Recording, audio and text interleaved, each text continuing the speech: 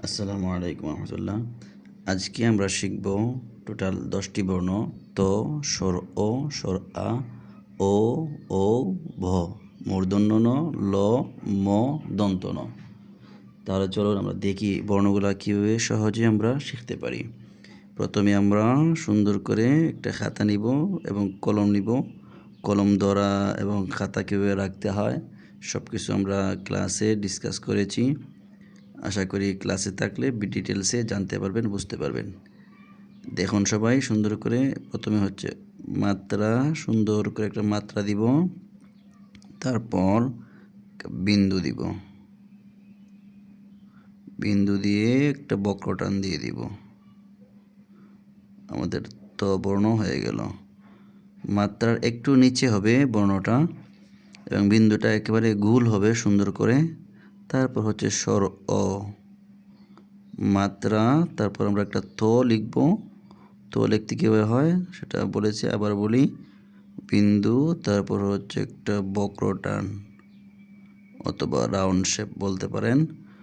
ডান পাশে এভাবে একটা সংযুক্ত অংশ টেনে দিব, তারপর আমরা দণ্ড টান দিব। এই টানটা অবশ্যই সোজা করতে হবে। স্বর অ বর্ণ হয়ে গেল। তারপর আমরা স্বর আ কীভাবে লিখব, প্রথমে আমরা স্বর অ লিখব। স্বর অ কীভাবে লিখতে হয়, ত বর্ণ সংযুক্ত অংশ, তারপর হচ্ছে দণ্ড টান। এই সবগুলোর বিনিময়ে আমরা একটা স্বর অ লিখতে পারবো। বিন্দু, তারপর হচ্ছে রাউন্ড শেপ বলেন অথবা বক্রটান বলেন, সংযুক্ত অংশ, তারপর হচ্ছে স্বর অ। ডান পাশে এবার একটা আকার দিয়ে দিলে আমরা স্বর আ লিখতে পারবো। আরও ব্যঙ্গে ব্যঙ্গে আমরা ক্লাসে দেখেছি, আবার দেখি। তারপর হচ্ছে ও লিখবো আমরা। প্রথমে হচ্ছে বিন্দু, বিন্দু এভাবে গোল করে বক্রটান বা রাউন্ড শেপ, এখানে হালকা ছোট করে একটা বক্রটান হবে, তারপর একটা আমরা রাউন্ড শেপ দিয়ে দিব। ও হয়ে গেল। আমরা আবার দেখি। প্রথমে হচ্ছে বিন্দু, তারপর হচ্ছে একটা রাউন্ড শেপ, বিন্দু এভাবে ঘুরিয়ে রাউন্ড শেপ, তারপর হচ্ছে এটা হচ্ছে ছোটো করে যেটা, এটা হচ্ছে বক্রটান, তারপর হচ্ছে আমরা আরেকটা রাউন্ড শেপ দিয়ে দেবো সুন্দর করে অথবা বক্রটান।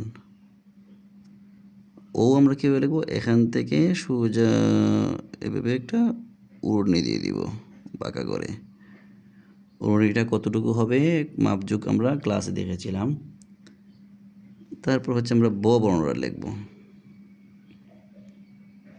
মাত্রা দিয়ে বিন্দু, তার উল্টো বক্রটান, এই যে বিন্দু থেকে একটু নিচে হবে ডান দিকে, তারপর হচ্ছে আমরা একটা রাউন্ড শেপ অথবা বক্রটান দিয়ে দিব। আমাদের ব বর্ণটা সুন্দর করে লেখা হয়ে গেল। প্রতিটা বর্ণ অবশ্যই আপনি বারবার অনুশীলন করবেন, বেশি বেশি লিখবেন। যত বেশি আপনি লিখবেন দেখে দেখে তত বেশি আপনার লেখা সুন্দর হবে। আপনার যত লেখা সুন্দর হবে তত আপনার লিখতে ভালো লাগবে। এই জন্যে আমাদের সিক্রেট কিছু কথা আছে যেগুলো আমরা ক্লাসে শেয়ার করি। ক্লাসে ইনশাল্লাহ যুক্ত হবেন, তাহলে আরও কিছু জানতে পারবেন।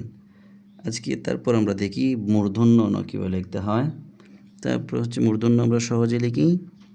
বিন্দু, বিন্দুটা অবশ্যই সুন্দর করে গোল করে দিতে হবে। তারপর হচ্ছে একটা বক্রটান, এখান থেকে এইভাবে একটা বক্রটান দিয়ে দিলাম। তারপর হচ্ছে আমরা দণ্ডটান, এটা অবশ্যই সোজা করে দিতে হবে। মূর্ধন্য ন হলো। আবার দেখি। বিন্দু, তারপর হচ্ছে রাউন্ড শেপ, তারপর হচ্ছে আরেকটা রাউন্ড শেপ, আমাদের ল বর্ণ হয়ে গেল। তারপর আমরা কি লিখব, ম। মাত্রা দিয়ে একের মতো গোল করে ডান পাশে একটু এইটা সংযুক্ত অংশ দিব, তারপর হচ্ছে আমরা দণ্ড টান দিয়ে দিব। ম হয়ে গেল। তারপর হচ্ছে দন্ত ন, এটা তো আরও সহজ, মূর্ধন্যর মতো। আমরা যদি আস্তে আস্তে লিখি সুন্দর করে তাহলে আমাদের লেখা সুন্দর হয়ে যাবে। ধীরস্থিরে মনোযোগী সহকারে লিখতে হবে। বিন্দু দিব মাত্রা দিয়ে, প্রথমে মাত্রা, তারপর হচ্ছে বিন্দু, বিন্দু দিয়ে বক্রটান, তারপর হচ্ছে দণ্ডটান। আমাদের দন্তন্য লেখা সুন্দর হয়ে গেল। এই হচ্ছে টোটাল 10টি বর্ণ। আশা করি আপনারা সুন্দর করে লেখে অনুশীলন করলে আপনাদের লেখাও সুন্দর হয়ে যাবে। তো আগামী ক্লাসের জন্য সবাইকে আন্তরিক অভিনন্দন জানানো হচ্ছে। আশা করি সবাই যুক্ত হবেন। ভালো থাকবেন। আসসালামু আলাইকুম রহমতুল্লাহ।